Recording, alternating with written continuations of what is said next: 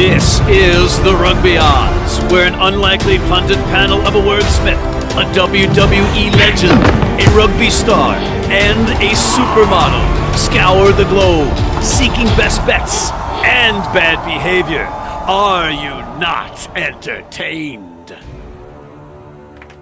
Welcome to Season 6, Episode 35 of the Rugby Odds. Matt McCarthy in New York City, and we have a great show because we got the band back together. That's right. We've got frontman John Bradshaw Layfield, the WWE Hall of Famer turned rugby advocate and viral sensation with his 5 best bets on X/Twitter. King Gift Egbelu, the inventor of words, maker of twins, 3-time Olympic sevens coach Mike Friday, and father of Lucas Friday of the Harlequins, and Irish rugby legend George Hook. Gents, our record was subpar as a collective, but again, John had another great week. He was 5-2. John, you seem to know what you're doing with this. Maybe you can help us out a little bit. Well, no, I just take lessons from the king and from the legendary coach. Let's get right to it. Let's get right to our first segment. What caught your eye? Mike Friday, what caught your eye last week? I think it's an interesting development at Northampton. They won a cracking Prem title. Young men as well. Tommy Freeman, Finn Smith, Mitchell, Pollock. Obviously, they're losing Furbank, but they're a young crew. And can they kick on and make this a dynasty? I think the key part of this is Vesti and Dowson, the coaching crew. If they can stay together, then these boys will be there or thereabouts over the next 3 or 4 years. And I think the key to being a dynasty is they've got to win Europe. They've got to win Europe. As these young guys get more and more known, is it going to be more difficult to keep them? Do they have the money? But the problem is they've just all signed all of them, hence why Furbank had to leave, is because they secured all of them apart from Furbank. But in Furbank, they lose. In the Ginger Ninja Hendy, they now have. So, you know, they've got the Ginger Ninja at 15 who can step up. They've got a young fullback coming through in James Pater as well. So, but don't they have to get by a player named Lucas Friday to become a dynasty? Well, they've got another great 9 there. They've got another young 9 who is going to go toe to toe with Lucas over the next 5-10 years in Archie McParland. Those two could be right in the mix in the next 5 to 10 years with a young Charlie Bracken as well. That's exciting stuff. Exciting stuff. John, what caught your eye? The Premiership and top 14 are best 2 rugby leagues in the world. And these guys consistently put out some bangers. That was an absolute banger between Northampton and Exeter. What a great game. And it followed the 2 great semifinal games the week before. You got the top 14 doing the same thing. URC, it's not competitive. I think the idea is fantastic. You got teams on different hemispheres. You got teams in different countries. The idea is fantastic. The problem is it's not competitive because, guys, the teams just don't take it seriously. You know, they pick and choose what they want, which robs the fans. And it just leaves you with 2 great leagues. And fortunately, we got them. We could watch them in top 14 in Premiership. And the other thing about it, when you're watching the top 14 in the Premiership on TV, the environments are great. The fans are they're all there. It's packed.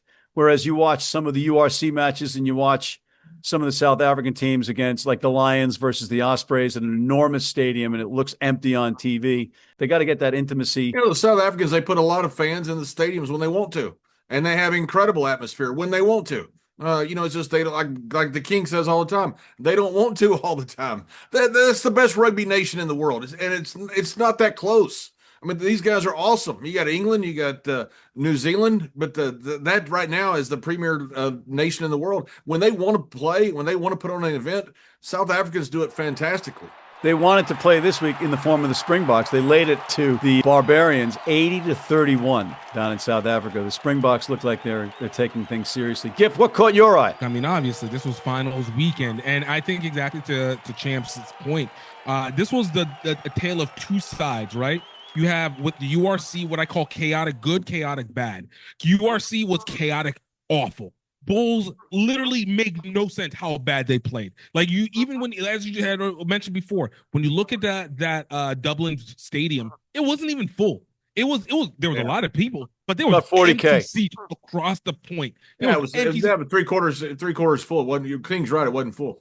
What are you losing to? Like when you go into the game, what are you trying to do? You're watching this Leinster team just absolutely blow through you, and it's like, do you even care? Like, even if with the South African game, why do you care so much? What are you even doing professional for if you're not trying to win? Whereas on the other side of it, you have the Super Rugby, where you have Hurricanes and the Chiefs. Again, another blowout, but that was chaotic good. When you saw the end of that game, that was feeling.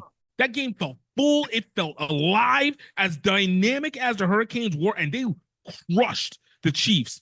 But it felt like there was people who cared. Even when the Chiefs were getting blown out, it still felt like they cared. When you have those situations, you just see the dynamic difference between it all. And it also it feels like it speaks back to why there doesn't seem to be any consistency. And I really just hate the Bulls right now. Like, that's just really the summation of what I got. I really, truly hate the Bulls right now. So that's what you're mad at, King, was that you were hoping the Bulls would show up, and they didn't show up. They didn't show up at all. I've been. But they had their lineup, which is I don't get. They had their lineup. What the happened?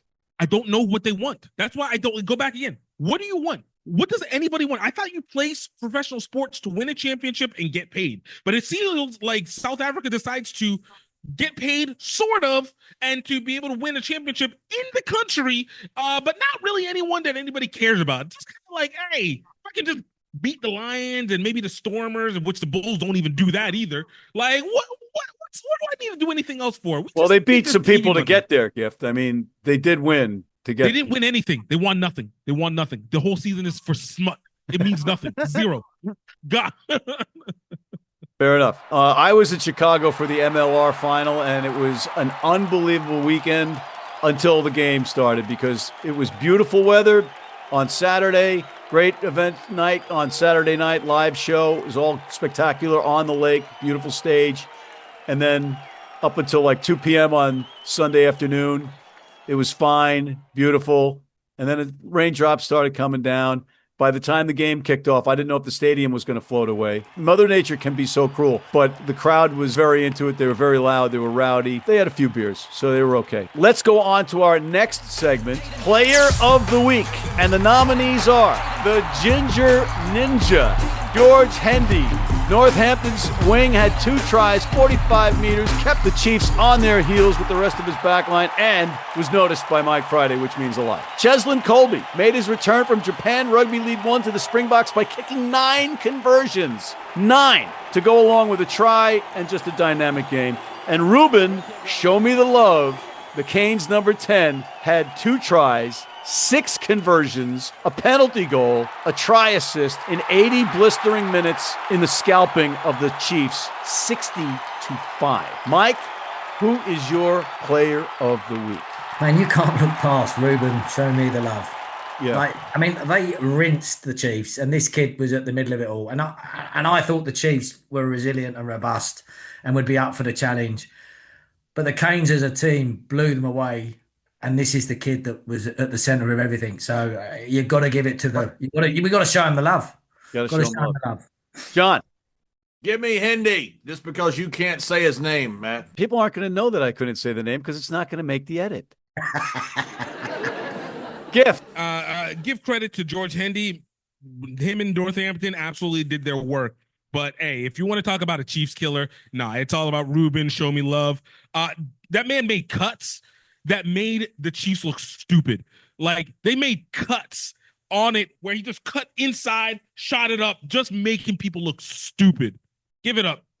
Got to throw that. That's show me the flash. That's what I'm talking about. And I'm going to go with you and Coach, because I just want John to look left out. I think Ruben Love had an unbelievable match. So that makes Ruben Love this week's Player of the Week. Now we get to move on to Gift's favorite segment, Grown Ass Man.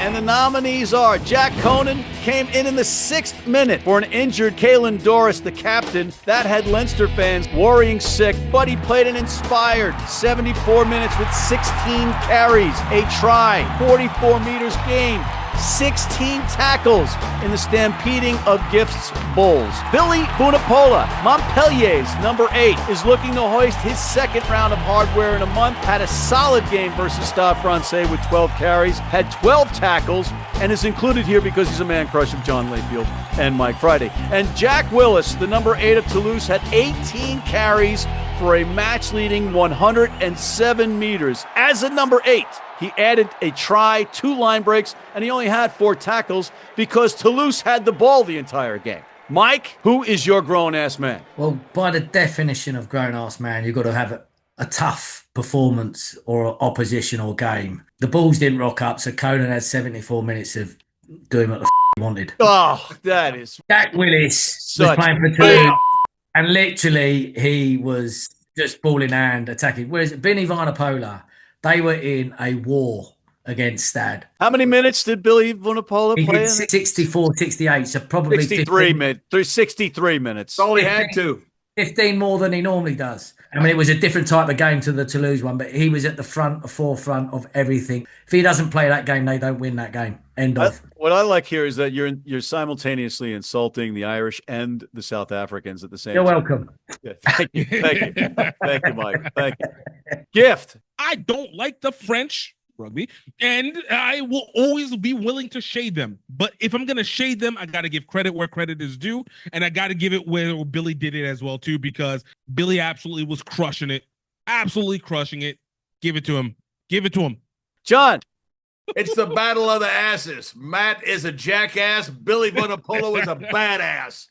If I got a team, I want that bad man on my team because that is a bad man. What nation did he play for, John? Billy Vunipola? Yeah. I've seen him in Bermuda playing. He came over and had helped. But no, what nation did he play for, John? I have no idea.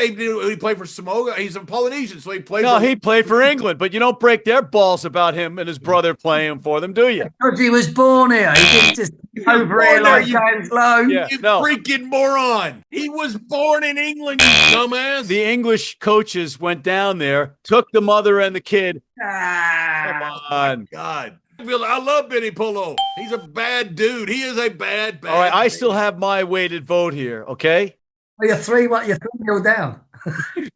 I'm going to pick. Guy's born in England. He should be born in. You know what? I am just going to be objective here after having listened to you guys reason, and I am going to make it unanimous. I am going with Billy Vunipola. Where was he born? The Stade Francais Montpellier was pink and blue. I said pink and yellow. That was the only It's mistake. all out in the edit. It's all on the editing Bam. report. I'm going to be right. You're going to be wrong. Billy Bam. Vunipola. This week's grown-ass man. We'll be right back after this with George Hook, and then we'll bring you guys back in for picks after this. If you're in New York City and want to watch some great rugby, have some great food, and some great times, go to the world's best rugby pub, the Pig and Whistle on West 36th Street.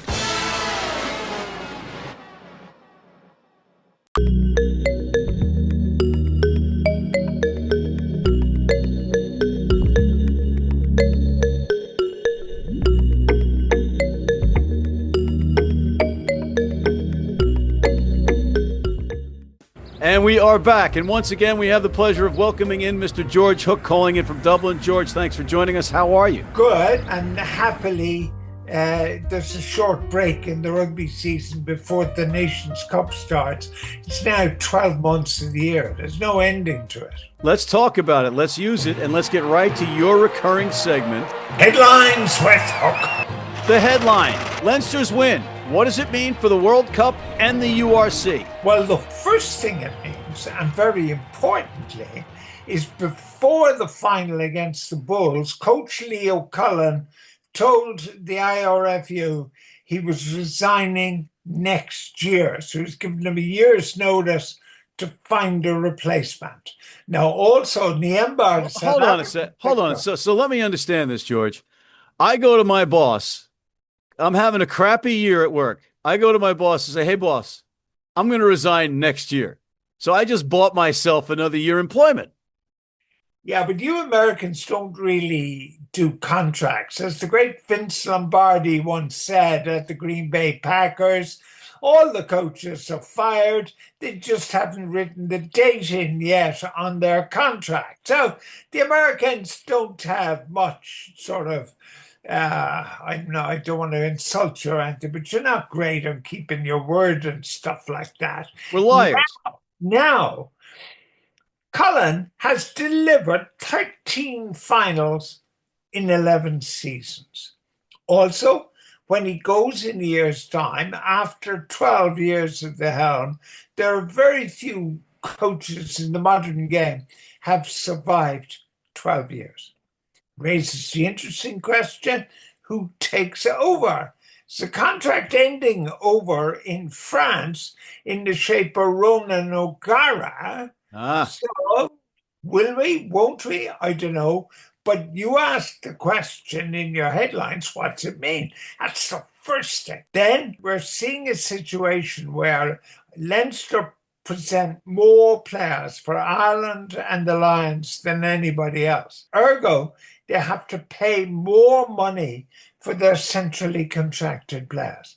And that's why, in a massive tragedy for the game, James Lowe, who has been an outstanding left wing, didn't want to go, but effectively he's been terminated, essentially, we believe, on cost-saving grounds. What's it mean for the game as a whole? Well, the championship is becoming increasingly owned by the French. So therefore, is the championship just going to be a chargeable event every year for the French clubs? You're referring to the Champions Cup.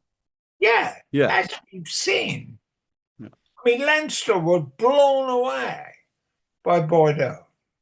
So, what would then, on the other hand, the URC, which doesn't have French clubs, but has South African clubs, how the heck can Leinster wipe out, blow away the Bulls, who are a quarter, if you like, of South Africa, who are looking for their third World Cup in a row next year?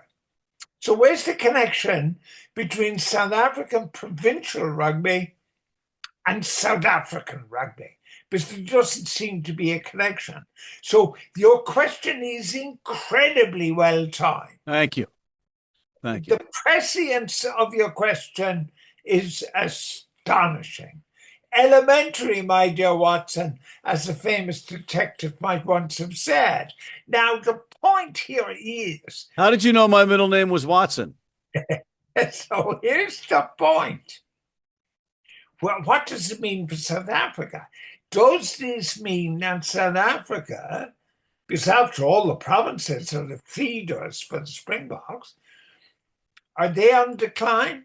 And that 3 in a row is not a possibility? What does it mean for the championship if nobody can compete except the French clubs? What does it mean for the URC if Leinster are going to dominate it? So, and then you've got a coaching appointment, albeit one of the great coaching appointments, which will be much sought after, coach to Leinster. Now, Farrell at Ireland has got a new contract. He's now the highest paid coach in the world. So what's happening over here is in fact all positive. Where is the IRFU coming up with all this money? Well, there was 40,000 people at the Bulls game. You know, there's a lot of money coming through the gate. The IRFU have also been indisputably the best run union in the world for as long as I can remember. In the amateur days, it was great because there was money coming in the gate. They weren't spending any. Now they got money coming in the gate, but they have to spend. Yeah. But they are still incredibly well run. Spending it wisely. Wisely. I think I just, when you asked me that question, I just got all excited about what this means. And I'm thinking World Cup South Africa, Championship France, what are the French going to do? You know, will anybody challenge Leinster? Because Leinster have essentially the same group of players next year as they had this year. Prendergast, everybody is saying he has redeemed himself and suddenly he's great, he's the golden boy again. Horse manure. I'm not buying it. Absolute horse manure. I'm not buying it. Only saints get canonized overnight. Rugby players do not get canonized overnight. And to be a saint, you've got to have 3 miracles. Now, at the moment, Prendergast has only got 1, so he's a bit far away. from being canonized as the Leinster and Irish fly half. I like the statistical breakdown of the Saint canonization thing. Thank you. We needed to get that in. Look what this means for you, one of the premier broadcasters in rugby in the world. This means that the next 12 months is going to be incredibly exciting. On that note, another stellar Headlines with Hook. Scrummy, a new rugby app where you can play fantasy, track fixtures, predict results, and follow player stats. Play today for your chance to win tickets to the Champions Cup final. It's about to get scrummy. It's 2026! Different year, new opportunity, and where does that start with? Your health. Health Enhanced Food is here to be able to make sure you get on the right path. We got 17 baking mixes just to be able to help you set you on your proper pathway. Whether you're taking it from the spectrum of ketosis, needing keto diet, gluten-free, or you need something more serious because you're diabetic, have renal failure, it's time to bake yourself into the best form that you ever have been. Head to healthenhancedfoods.com, use code RugbyOdds to be able to get 25% off your first order. And of course, Matt, no, just stop talking. Guys, stop him. And we are back. And before we get into picks of any kind, Mike, walk us through the Under-20s World Cup. Yeah, that kicks off this weekend. So so England are in the group with USA. So England play Ireland on Saturday, and USA will be playing Argentina. So they're the opening games in that group. Obviously, the top 16 teams are there. So you've got three rounds of group games, and then whoever wins the group goes into the semi-finals. Whoever comes second in the group goes into the 5 to 8, and so on. So it's a big opening week on the Under-20s in Georgia. Humid and hot, going to be tough. Who would you say the top 3 teams are? I would probably say the top 3 teams are South Africa, France, and I am going to be biased and say England. Okay. New Zealand played Georgia in a friendly and lost. They're just checking the Georgian passports as we speak. They're all under 20, but they all look like got 32 with 3 kids. But, we have the top 14 final, which is astounding because the season started back in July of 2024, and here it is now finally ending. And it's Toulouse minus 11.5 versus Montpellier. Mike. I think it's going to be a massive. I mean, the clash of styles. The only thing Montpellier have is a scrum. Watching their game last week. They've got Benny Vulapola. Yeah, but it's attritional. But you're dealing that Toulouse team. It was ridiculous how well they played, and they're a big team themselves, and they have a hell of a scrum. They've got an international pack front 5, so I don't see it any other way than Toulouse absolutely just blowing this away. I think the only team that could have lived with them was Bordeaux. Whether they play Ramos or not is irrelevant. I think Toulouse blow this away and win it and cover. John. I'm going with Toulouse. When you can control things up front in any sport, when the big guys can control things, you win games, and that's what Toulouse is going to do. King. Yeah, I'm going to cross the tic-tac-toe and make this match. Yeah, this is going to go to Toulouse. Too much firepower, too strong, too much ability, too well coached. Let's go. And the other thing is a lot of the Toulouse players played like 50 minutes of the match because it was out of hand. So they're going to be rested. They're going to be fine. I think Toulouse absolutely annihilates Montpellier. And the other part of it is Jack Willis at number 8 going against Billy at number 8. That's going to be fun to watch. Can we get on 2 cents rugby? John's muted as we continue on. We'll be right back.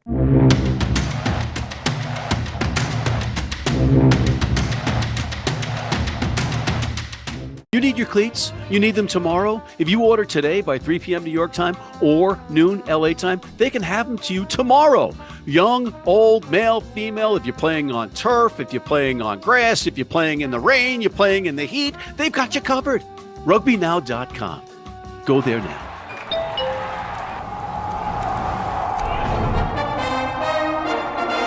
From New York City comes America's longest running and most popular rugby show. The biggest names in Major League Rugby, MLR highlights, and big match previews. Rugby Wrap-Up presents MLR Weekly, made in New York City. And we're back, and of course, we've welcomed John back in from his trip to the sin bin on the show. And John, you might walk us through the Nations Cup early returns on the odds on who will win this thing. Well, if I were on 2 Cents Rugby, you'd have graphics, and you'd have them up like this on a board, because that guy's freaking awesome. 2 Cents. But you're not really, you're not really a stickler for graphics, because I do watch your 5 best bets, and I'd say the most charming thing about your 5 best bets are your graphics. Can you show the audience your graphics? There's my notes for today. My graphics. Those are his graphics, ladies and gentlemen. Graphics. I'm freaking high tech, brother. I do these myself. I'm not kidding you. I really do. I really do these myself. I'm not bullshitting here. That's not AI. Myself. They call me a tech wizard, is what they call me, because that's what I do. Seriously, it's like it's 3D. I'm 59 years old and I do tech like this. And it looks so real. It looks like you actually just tore the page out of a notebook. Anyway, what do you think of these odds? Look, it's a plus 225 to win the championship. The problem is, look, this is a better question for Mike Friday, because what you're looking at how our team's going to be as far as several months from now. Who's going to be playing, who's not going to be playing. As Mike was talking in the commercial break, this is a nightmare for guys. Now, do I want to put money down and leave it for 6 months? I don't want to, unless it's really an asymmetrical bet. If I can find like a 9 or 10 to 1 or something bet that I know something that somebody doesn't, and I can put $100 down or $1,000 down or whatever it is and win 9 or 10 to 1. Otherwise, you just have money locked up forever. So I would not be betting on these unless you knew something. Like I said, you're looking at, like, again, picking up John's point, you've got New Zealand 4-1, France 4-1, South Africa 2.5 1. And there's so many variables because it's over such a long period, because it doesn't finish until the autumn. So again, we don't know whether France will go down to New Zealand with their Toulouse players or won't they. South Africa, in theory, are the favourites to win, but would you really speculate on a 2 to 1 bet with any sort of money, because there are so many variables? So I think there's probably more to be had on the money lines during the individual games. I think if you did something like this early doors, it is very much just you're picking something out of the air because you fancy it. Yeah. There's no logic to it. There's no science. It's just what you feel like doing. I wouldn't touch it personally. I think there's a lot more to be done in the game. If the Springboks lineup against the Babas was any indication, the Springboks are taking this thing seriously. When they'll get the Bulls players back too. Hey, listen, there's still good players on that side. Give the Bulls players to any team that wants them. They're different when they put a green shirt on. I'll give you that. 100% different when they put a green shirt on. Yeah. All right. Well, gentlemen, another riveting show. I want to thank you, my esteemed colleagues, and thank you for tuning in. We're not your colleagues. We are esteemed, but we're not your colleagues. Hit that subscribe button on YouTube, sign up for our weekly newsletter, and please join our American Red Cross blood donor team.